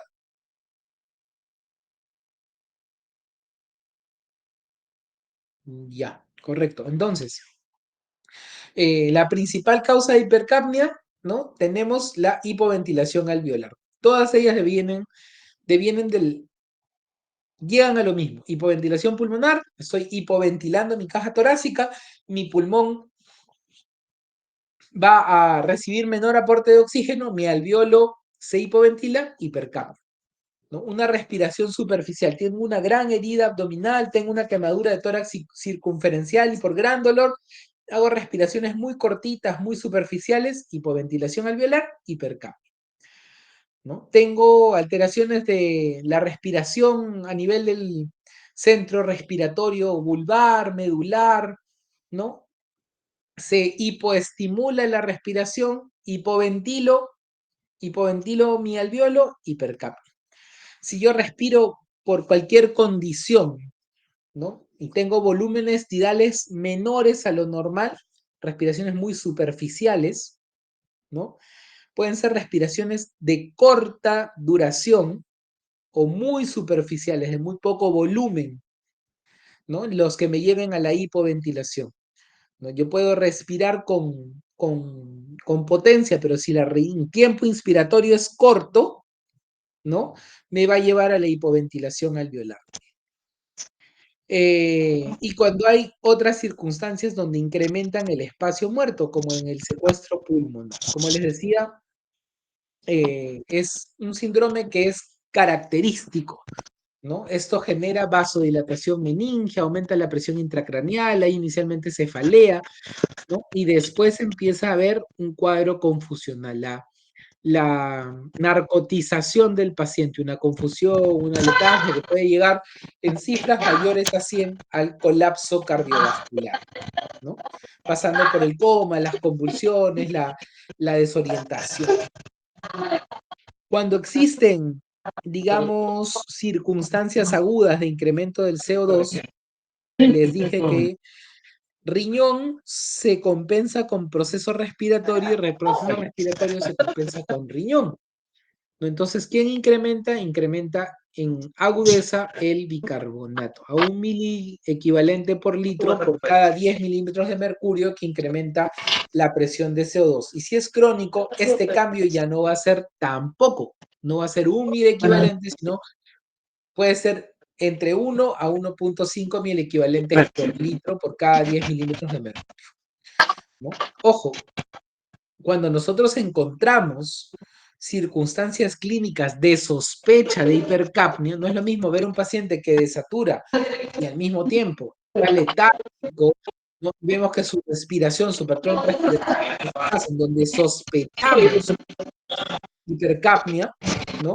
Que un paciente que tiene gran esfuerzo respiratorio, pero todavía está atento, está despierto, ¿no? Cuando hay sospecha de hipercapnia, hay que tener. No sé si ¿Ya es lo que el host recuerdas? ¿El puede pelado? apagar los micrófonos porque hay un micrófono Ah, prendido. sí, sí, está acá en la Lunara. Lo compré la semana pasada. O le puede pasar Ah, la voz a su no. compañero. Sí, ya. Ese fue la Universidad Nacional de Luna. Ah, ya, con los tiempos. Ya. Ojalá alguien le pueda pasar la voz para poder continuar sin problemas. Entonces les decía, tener mucho ojo clínico, porque cuando un paciente que está en estado de hipercapnia, ¿no? Tú le administras oxígeno, ¿no? Estás quitándole, ¿no? El esfuerzo de lo que está llevando a la respiración. Entonces, cuando yo doy grandes cantidades de oxígeno a un paciente con sospecha de hipercapnia, le quito el estímulo respiratorio y lo voy a llevar a mayor hipercapnia, ¿no? Entonces, es una circunstancia frecuente, ¿no? La hipercapnia, ¿cómo se trata? Inicialmente tratando la causa subyacente. Si es por restricción de la ventilación, es por problemas de la vía aérea superior, trata la vía aérea superior. O sea, si es por broncoespasmo. Si no, la única manera de tratar la hipercapnia es con ventilación a presión positiva con el ventilador mecánico. Y ahora sí, todo esto hablado para comprender de manera más rápida el tema que nos trajo el día de hoy, que es la insuficiencia respiratoria, una circunstancia clínica, ¿no? En la que el aparato respiratorio, todos estos sistemas, desde el central hasta alveolo, son ineficaces para mantener la concentración de gases a niveles normales. Y cuando hablamos de gases, en este caso nos referimos a los dos más importantes, la presión de oxígeno y la presión de CO2. ¿no? Cuando hablamos de fallos a nivel de la ventilación, fallos a nivel de la perfusión o fallos a nivel de la difusión, no estamos hablando necesariamente de generadores de insuficiencia respiratoria. Recordemos las cifras tanto de presión de oxígeno menor de 60 o presión de CO2 mayor de 45. Una o acompañado de la otra. A veces van a encontrar personas que hablan sobre insuficiencia respiratoria mixta, ¿no? Mal llamada mixta, ¿ya? Cuando tienes hipoxemia e hipercapnia al mismo tiempo. Una denominación antigua que ha llevado en desuso, ya que cuando encontramos cifras incrementadas de CO2, es una insuficiencia respiratoria tipo 2, ¿ya? Y puede o no estar acompañado de hipoxemia.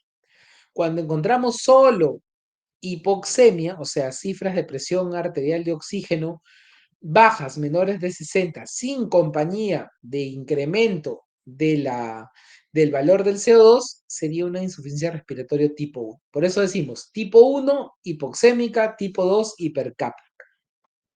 ¿Ya?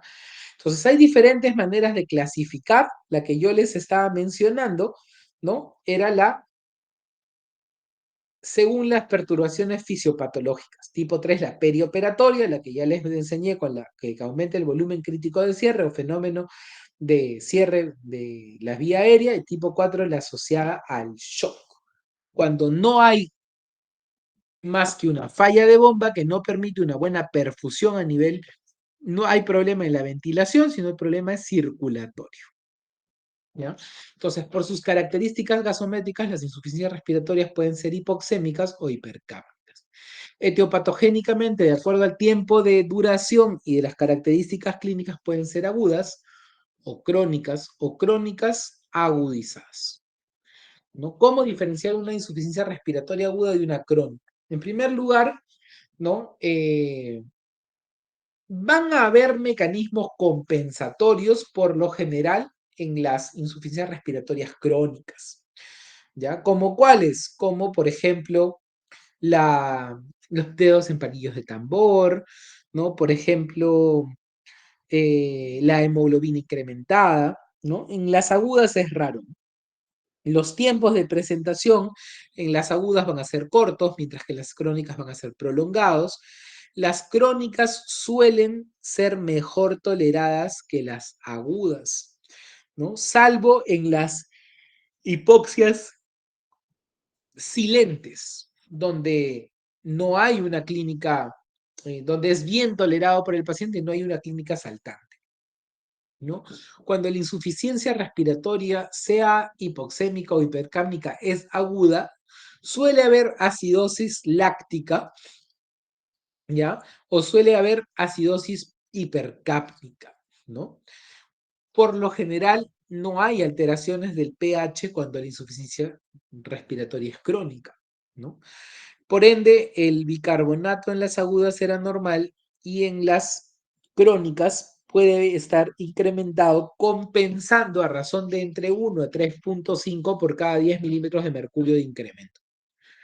¿Ya? En las agudas es raro que hayan alteraciones en el electrocardiograma, en la cintura del electrocardiograma, a diferencia en las crónicas que puede haber incremento de la aurícula izquierda como cor pulmonar. Pues acá les decía, la insuficiencia respiratoria tipo 1, caracterizada por presiones arteriales, perdón, menores de 60, ¿no? A FIOS 21, y característicamente tienen la gradiente elevada. Las insuficiencias respiratorias tipo 2, también llamadas hipercápnicas o ventilatorias, donde hay incremento de la presión de CO2, ¿no? Las gradientes suelen mantenerse normales, ¿no? Y lo que vemos en incremento es puramente ventilatorios, ¿sí? Y acá les decía el término antiguo, ¿no? De mixtas, ¿no? Donde se comprometen tanto la función oxigenatoria como la función ventilatoria. Suelen tener la gradiente elevada. Recordemos que la principal causa de las respiratorias es la hipoventilación alveolar, y dentro de las causas que hemos revisado, ninguna de ellas afecta el parénquima pulmonar, la sustancia de intercambio, ¿no? En nuestra membrana alveolo capilar, por ende la gradiente va a estar normal. ¿Ya? Aquí tienen múltiples causas, ¿no? De insuficiencia respiratoria tipo 1, ¿no? Con cortocircuito y sin cortocircuito, sin desequilibrio BQ, ¿no? Acá tienen múltiples causas de insuficiencia respiratoria tipo 2, ¿no? Acá sí podemos ver y resaltar los EPOCs y las patologías musculares, ¿ya? Vamos por acá. Acá yo les había dicho, ¿no? De la insuficiencia respiratoria tipo 3, por eso me tomé mucho tiempo en explicarles al principio el tema del volumen crítico de cierre. Incrementa el volumen crítico de cierre, ¿no? Se genera estas microatelectasias, este cierre de las vías aéreas de menos de 2, sobrepasa la capacidad residual funcional, compromete el tidal por delante y empieza a haber insuficiencia respiratoria mal llamada mixta, tanto tipo 1 como tipo 2, respiratorio y ventilatorio. ¿Ya? Frecuentemente recordar en pacientes obesos, posoperados, grandes cirugías, viejitos, ¿no? Los pacientes cirróticos que tienen gran ascitis, ¿no? Los pacientes que hacen broncoespasmos severos, los pacientes fumadores, ¿ya? Los pacientes con EPOC, ¿no? Todos ellos suelen hacer insuficiencias de tipo 3, ¿ya? Para recordarles el fenómeno, el volumen residual sobrepasa el volumen de reserva expiratorio y este colapso compromete el volumen tidal y empiezan los problemas. Entonces, cuando yo me gusta remontarme al tema de las bases de ciencias básicas, es imposible pues dejar de hablar de algo sobre las definiciones en insuficiencia respiratoria, ¿no? Cosas que ya saben, pero no está de más de repente recordarles que la eupnea es una respiración normal, una respiración a volumen tidal. Sin embargo, la batipnia es el aumento en la profundidad de la respiración, o sea, aquí estaría utilizando mis volúmenes, no parte de mi volumen de reserva inspiratorio, no sería una respiración solamente con mi tidal. ¿Ya? Entonces, la batipnia, una respiración, inspiración profunda. La ortopnea, ya saben, la disnea del decúbito, ¿no? La trepopnea, la disnea en decúbito lateral. La platipnia, la disnea en bipedestación o sedestación, estando sentado o parado, ¿no? La hiperpnea, ¿no? El aumento la cantidad de aire en unidad de tiempo, ¿no? Algo muy acompañado de la batipnia, ¿no? La taquipnia, el aumento de la frecuencia respiratoria, ¿no? Y acá hay algo que siempre les pregunto y a veces no se acuerdan, ¿no? La polipnia, ¿no? La sumatoria de la batipnia más la taquipnia, o sea, aumento en la inspiración y en la profundidad de la respiración. Y por último, algo que se ha estudiado últimamente, que es la bendopnia, ¿no? La disnea antes de los 30 segundos de estar en cuclillas, tras la flexión anterior del tronco, que habla, según algunos estudios, sobre la indemnidad del aparato cardiovascular. ¿Ya? No se olviden, para todo hay que hacer siempre una buena anamnesis. ¿Ya? Contextualizar al paciente con sus antecedentes patológicos, ¿no? Con sus factores de riesgo, tabaquismo, trabajos de inhalación de gases, tener en cuenta la forma de inicio, siempre remontarnos al tiempo en el que estuvo sano, los síntomas acompañantes, ¿no? O que podían ser de importancia, ¿no? Por ejemplo, siempre es importante en los ancianitos, ¿no? Cuándo empezó el proceso, ¿no? Cuándo empezó a estar más confundido, ¿no? Para tener en cuenta los síntomas de gravedad, en este caso saltantes de la hipercapnia, ¿no? Y como no, yo siempre les recomiendo revisar los criterios de Framingham, ¿no? Eh, porque muchas veces insuficiencia respiratoria e insuficiencia cardíaca van en más de una ocasión de la mano. ¿Ya? Entonces, acá les dejo las características clínicas del proceso de la hipoxia y de la hipercapnia. Por lo general, en fases iniciales, la hipoxia genera un estado upgrade, ¿no? Ansiedad, ¿no? Cuando es prolongada, recién vienen los síntomas downgrade, o sea, los síntomas como letargo, alteración, confusión, ¿no? Ahí están los criterios de Framingham, cuando siempre los recuerdo porque la mayoría son clínicos, ¿no? La mayoría son clínicos, al menos apréndanse los mayores, ¿no? La disnea paroxística nocturna, eh, el tercer ruido, los estértores gruesos, los síntomas compatibles con el edema agudo de pulmón, la ingurgitación yugular, el reflujo hepatoyugular, el aumento o pulso de la presión venosa, ¿no? La disnea de esfuerzo, el edema de miembros inferiores, el derrame pleural, la tos nocturna, la taquicardia del reposo, ¿no? Después de abordarlo con una buena anamnesis, abordarlo con una exploración física exhaustiva es importante, ¿ya? Debemos tener en cuenta los signos para la emergencia de gravedad, el desbalance tóraco-abdominal, el uso de musculatura accesoria, ¿no? La respiración apnéustica con pausas de más de 20 segundos y el deterioro del nivel de la conciencia. ¿Por qué? Porque todo esto son predictores, en primer lugar, de que debemos intervenir rápido.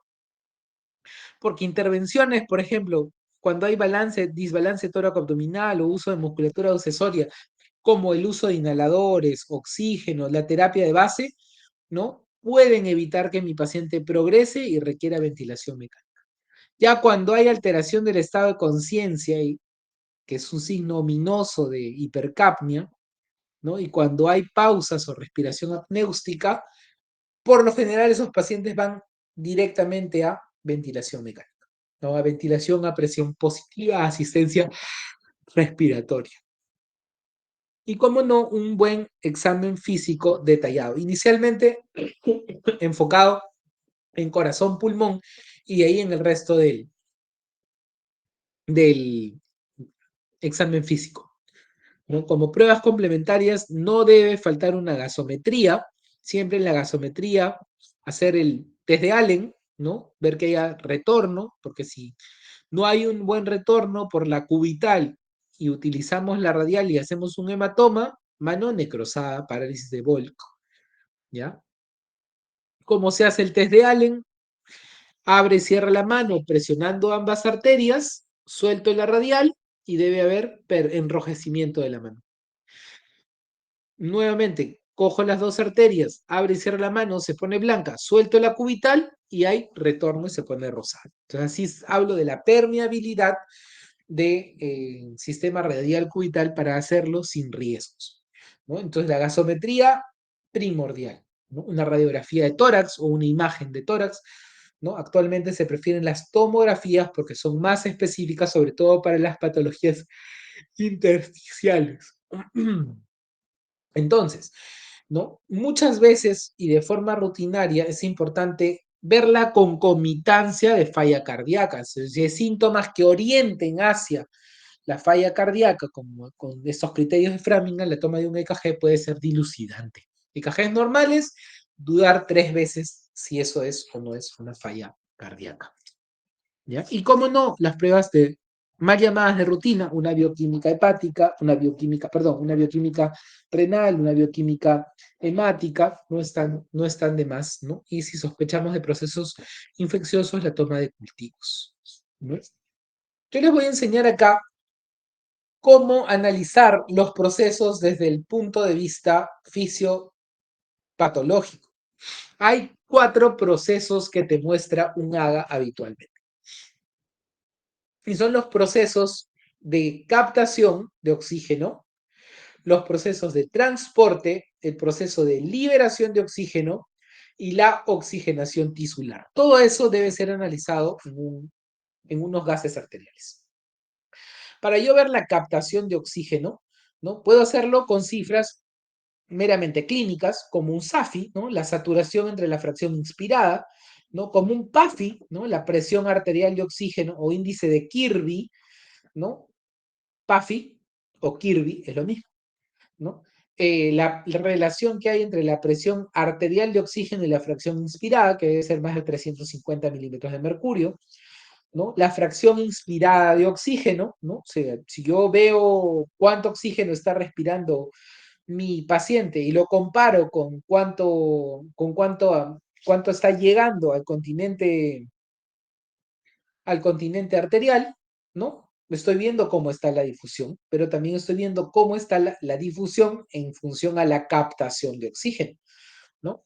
Hago mi gradiente alveolo capilar, ¿no? Menor de 20, entre 15 a 20 es lo normal, sabemos de que no hay problemas en la captación de oxígeno. Entonces, ese proceso de captación se refiere a los mismatch que pueden haber para que exista oxígeno dentro de la sangre, ¿no? Entonces puede ser mi fracción inspiratoria baja, ¿no? Si estoy en altitud, mi presión arterial de oxígeno, baja concentración de oxígeno en sangre, mi gradiente alveolo capilar, alteraciones que no tienen que ver más que con la difusión a través de la membrana, índice de oxígeno, que es un coeficiente que habla de cómo está haciéndose todo este proceso desde la captación hasta la difusión de oxígeno hacia el organismo, ¿no? Y por otro lado, ¿no? La presión arterial de CO2, porque ambos son los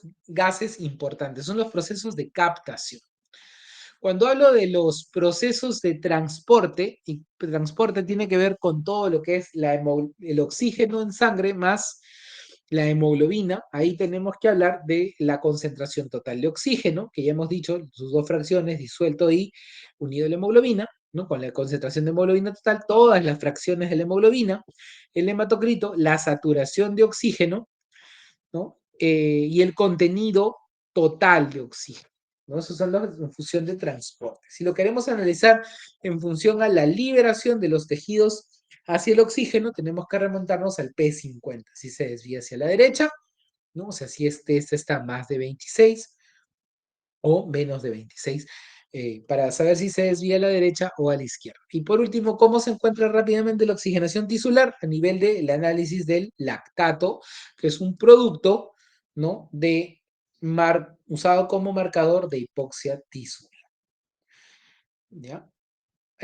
No se olviden, acá les dejo algunas otras variables de importancia que a veces es importante conocerlas, ¿no? Cómo varían, ¿no? Según la edad, ¿no? Los valores gasométricos entre mujeres y varones, ¿no? Según la edad, ¿no? Cuánto es el PAFI normal según los coeficientes inspiratorios, ¿no? Yo les decía, ¿no? Tenía una máscara de evento y yo sabía que necesariamente mi presión de oxígeno tenía que ser más de 250, ¿no? Para saber cómo está la indemnidad de mi membrana alveolo capilar, ¿no? Eso vendría a ser como una gradiente, pero fácil de sacar, ¿ya?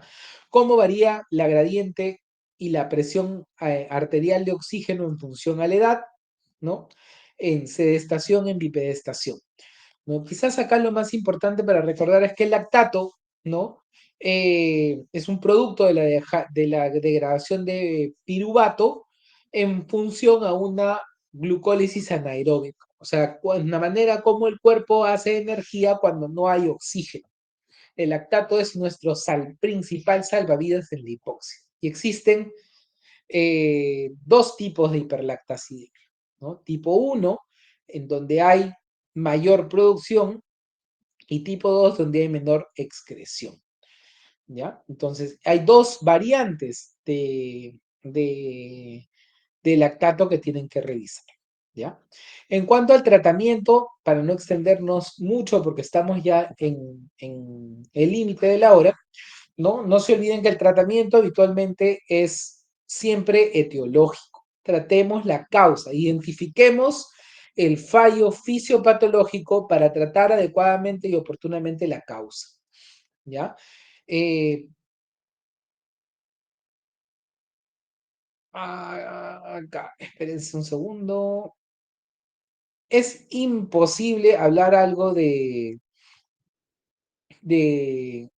insuficiencia respiratoria si no hablamos de oxigenoterapia. No se olviden que el oxígeno es un tratamiento. es un medicamento. Entonces tiene que tener todos los principios, ¿no?, adecuados para la administración como cualquier otro tratamiento. Pero tiene tres objetivos importantes. Yo puedo utilizar oxígeno para el tratamiento de la hipoxia, pero hay pacientes, ¿no? Perdón, para el tratamiento de la hipoxemia, ¿no? Pero hay pacientes, ¿ya?, que sin tener hipoxemia tienen un gran esfuerzo respiratorio. El oxígeno también disminuye el esfuerzo respiratorio. Y por otro lado, les había dicho que el principal componente compensatorio inicial era el gasto cardíaco. Entonces, cuando este esfuerzo cardiológico que está haciendo mi corazón para incrementar el gasto cardíaco me lleva a fallas o me induce la falla, yo puedo utilizar oxigenoterapia para disminuir el esfuerzo miocárdico, para evitar injurias miocárdica en ese paciente, sin necesidad que esté el paciente en hipoxemia. Entonces, yo trato la hipoxemia, o prevengo el agotamiento respiratorio, o prevengo la injuria cardíaca con oxígeno. ¿Ya? Y les dije, es un medicamento. Tiene que ser dosificada, continuada o degradada, controlada, debe ser adecuada y temperada, ¿no? Entonces, cumple con todos los principios, ¿no?, de supervisión como cualquier medicamento habitual. ¿Ya? Y tenemos diferentes tipos de dispositivos para la administración de oxígeno. Dentro de ellos, ¿no?, los más simples, como las cánulas binasal, ¿no?, hasta los más complejos, como las membranas extracorpóreas, pasando por las cánulas de alto flujo, la ventilación no invasiva, la ventilación invasiva, ¿no? Entonces, quizás recordar fácilmente que existen dos sistemas de administración de oxígeno, los de alto flujo y los de bajo flujo. En los de alto flujo, el flujo total de la respiración es dado por el dispositivo. En los del bajo flujo, ¿no?, parte del gas inspiratorio es dado por el sistema de bajo flujo y parte tomado del ambiente. Entonces, si yo hago un volumen tidal de 500, un sistema de alto flujo me va a dar los 500 para mi respiración. Un sistema de bajo flujo no me va a dar estos 500 para la respiración, me dará menos, me dará 350, ¿no? Y yo tendré que hacer los otros 150 para completar mi volumen. ¿Y de dónde los tomaré? Del ambiente, ¿no? Por eso es que los sistemas de bajo flujo se utilizan con pacientes que tengan buenos volúmenes tidales, ¿no?, que tengan buen esfuerzo respiratorio, buen patrón respiratorio y estén despiertos. O no tengan unas taquipnias más de 30, según nueva literatura, según otra literatura, más de 25. En cambio, si cumplen los criterios, mal patrón respiratorio o patrón respiratorio ineficaz, volúmenes corrientes o respiraciones muy superficiales, frecuencias respiratorias más de 30, por ahí que podría iniciar con un sistema de alto flujo. Pues hay accesorios que tienes que conocer, como el manómetro de presión, nos indica qué presión de oxígeno está brindándonos el sistema, ¿no? El caudalímetro, que regula la cantidad de oxígeno que le administramos al sistema. Manómetro, presión del sistema general. Caudalímetro, flujo que le vamos a dar en litros por minuto al paciente. ¿Ya? Cánula binasal, 2 atingencias de bajo flujo, limpia parte del contenido del espacio muerto, oxigena el espacio muerto para que yo ingrese el aire ambiental discretamente más oxigenado, ¿ya?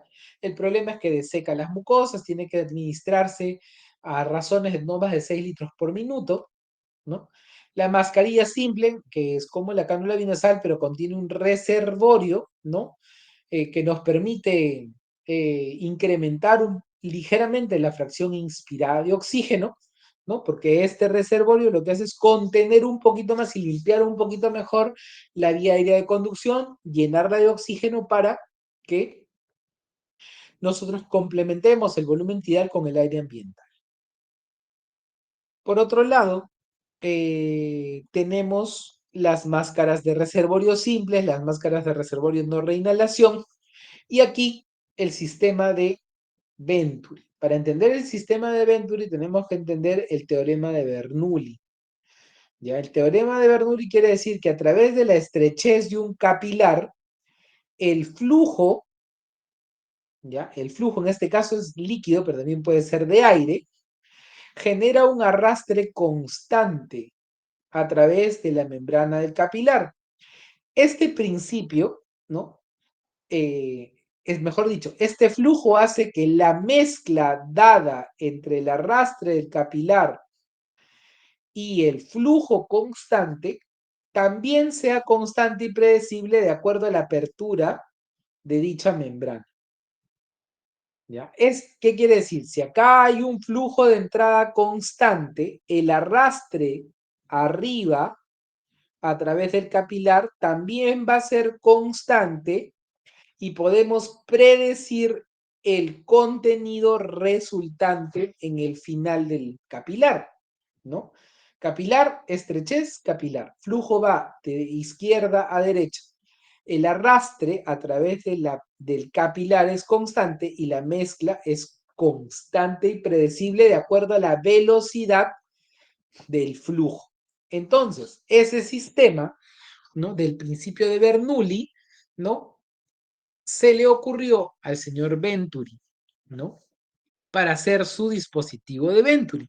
Ya no con flujos y capilares, sino con una ventanilla, ¿no? De aire y regulación a través del caudalímetro de la cantidad de oxígeno por minuto. Y tenemos el mismo principio. Flujo constante, aperturas predeterminadas, mezcla de aire constante. El flujo constante, la velocidad del flujo la regulamos con el caudalímetro, ¿no? Entonces, sistema de Venturi, yo manejo el caudalímetro para que dentro del dispositivo Venturi hay una mezcla constante de aire de acuerdo a la apertura que yo le deje a la ventana. Quiero mayor contenido de oxígeno, la apertura será más pequeñita. Quiero menor contenido de oxígeno, la apertura será más grande. ¿Ya?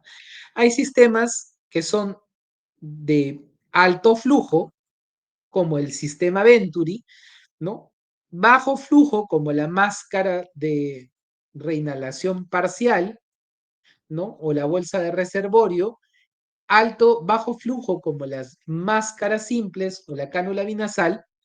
Pero también hay sistemas de alto flujo fuera de el sistema Venturi, como los cascos de alto flujo, el helmet, ¿no? Y sistemas mixtos que dependiendo de la cantidad de flujo que tú le administres, pueden ser de alto o bajo flujo, como las campanas de oxígeno, el tubo T o la T de aires y las tiendas de oxígeno. Todo dispositivo de oxígeno siempre tiene que pasar por un sistema de control de infecciosos, ¿no? Sobre todo los de alto flujo, ya que todo, ¿no? El contenido respiratorio viene del dispositivo. Si el dispositivo se contamina, con mayor probabilidad yo me voy a contaminar, ¿no? Los dispositivos, tanto de alto y bajo flujo, deben, en su gran mayoría, estar humidificados y adecuados en su temperatura. ¿Por qué?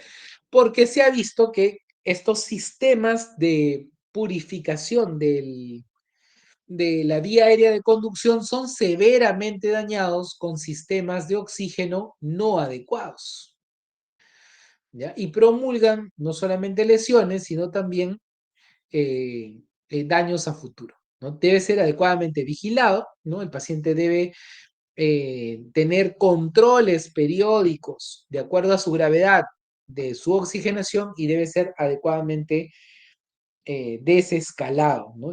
Adecuado y oportunamente desescalado. Existe un sistema que se llama la cánula de alto flujo que me da adicionalmente a un flujo de oxígeno un limpiado total de la vía aérea, ¿no? Y cierto grado de presión positiva para evitar el colapso de vía aérea de menos de 2 milímetros. Por ende, ideal también para tratar las insuficiencias respiratorias tipo 3, ¿no? Que se llama cánula de alto flujo. ¿ya? Requiere 3 componentes, ¿no? La interfase, que es nasal o nasal oral, ¿no? El dispositivo de suministro, que viene a ser la propia cánula de alto flujo, y el sistema de dispositivo humidificador, porque acá se tiene que utilizar humidificación activa. ¿Qué quiere decir? Un sistema que caliente y humidifique el aire y lo adecue para evitar la lesión sobre la vía aérea. Entonces, este dispositivo ayudó mucho en época de COVID para prevenir el ingreso a la ventilación. Lava todo el espacio muerto, ¿no? Y reduce la resistencia nasofaringea porque da cierta presión positiva al final de la inspiración. Perdón, acá hay un error. O sea, es un efecto CPAP, una presión positiva en la inspiración, no en la expiración.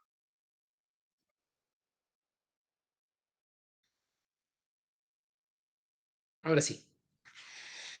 Y o sea, un PIP es una presión positiva al final de la expiración. Eso no te da la cánula de alto flujo. La cánula de alto flujo te da una presión inspiratoria, que es el efecto CPAP, presión continua de apertura de la vía aérea, ¿no? O con la inspiración.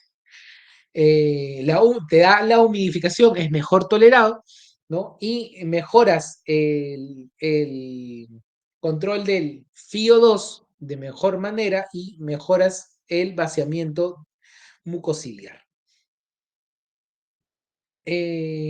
Por último, dos contingencias, ventilación mecánica, ¿ya? Es un mundo, sin embargo, tiene unos objetivos claros de mejorar el intercambio gaseoso, restaurar el volumen pulmonar, sobre todo mejorar el intercambio gaseoso en las hipoxémicas, restaurar el volumen pulmonar y modificar la relación presión-volumen en las hipercápnicas, ¿no? Reducir el esfuerzo respiratorio y mejorar la oxigenación tisular, ¿no? O sea, cumplir con todos los objetivos de la administración de oxigenoterapia.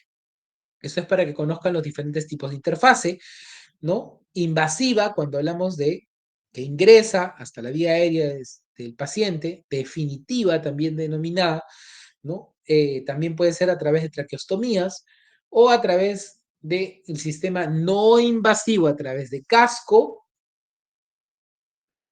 máscara facial o mascarilla nasolabial, ¿no? Un resumen rápido es que ante la sospecha de insuficiencia respiratoria, yo debo abordarlo rápidamente con mis gases arteriales. Y debo discriminar si hay datos de cronicidad o no, tanto clínicos como a través del análisis del bicarbonato de los gases arteriales. Si yo veo datos clínicos y lo corroboro con los gases arteriales, ¿no? Puedo hablar de una insuficiencia respiratoria crónica que tiene un abordaje más conservador porque es mejor tolerado. Si no hay estos datos clínicos, si no hay estos datos clínicos, ¿ya? De cronicidad, ni vemos alteraciones correspondientes en los gases arteriales de cronicidad en el bicarbonato, la puedo catalogar como aguda y voy a ver si mi presión de CO2 está elevada o no. Si está elevada, yo debo priorizar medidas que mejoren y optimicen mi proceso de ventilación, ¿ya? Y debo analizar mi gradiente. Si la gradiente está normal, quiere decir que no es causa respiratoria. Si la gradiente está alterada, yo debo ver mi radiografía de tórax para ver qué causas pulmonares están siendo objetivo de mi insuficiencia respiratoria, ¿no? Y eso es un cuadro similar, ¿no? Estamos justo en la hora, no sé si tienen alguna duda o alguna pregunta.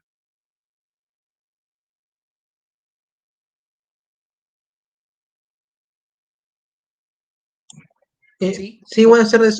Una pregunta. ¿De qué depende de que yo use una cánula binasal o magia de reservorio? O sea, de la patología, del grado de Ya. hipoxemia. ¿Te acuerdas que yo mencioné que al principio habían ciertos criterios para el uso de dispositivos de alto y de bajo flujo, ¿no?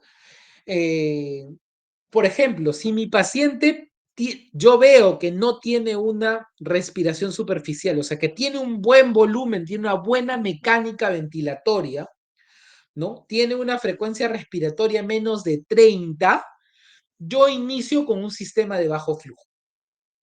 Pero si tú ves que tiene un patrón respiratorio ineficaz, tirajes, ¿no? O ves que tiene volúmenes muy superficiales, volúmenes tidales muy chiquitos, un patrón respiratorio alterado, ¿no? O un desbalance tóraco-abdominal, utilizar primero un sistema de alto flujo. Y si tú ves que hay signos de colapso, llámese respiración apnéustica, alteración del estado de conciencia, inicia bradicardia o taquicardia extrema, ese paciente debería ir a ventilación mecánica, ¿no? O sea, así rápidamente, ¿no? Si el paciente tiene buen patrón, tiene buen volumen respiratorio, está despierto y tiene respiraciones menos de 30 por minuto, bajo flujo, el que quieras, bajo flujo. Si no tiene signos de colapso respiratorio, respiración apnéustica, está consciente, perdón, no está inconsciente, ese paciente no va a requerir ventilación mecánica precoz, por ende puedes utilizar un sistema de alto flujo. No sé si con ello queda un poquito más clara la idea.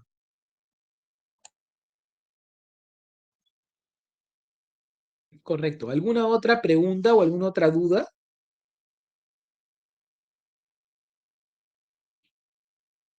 Muy bien, chicos, no los demoro más. Me dijeron que la clase era hasta las 6, son 6:02. Hemos cumplido más o menos corriendo un poquito con el tiempo, ¿no? Les agradezco mucho su atención. De todas maneras, tienen mi número telefónico, mi WhatsApp, por ahí pueden hacerme llegar cualquier pregunta o duda que les pueda haber quedado.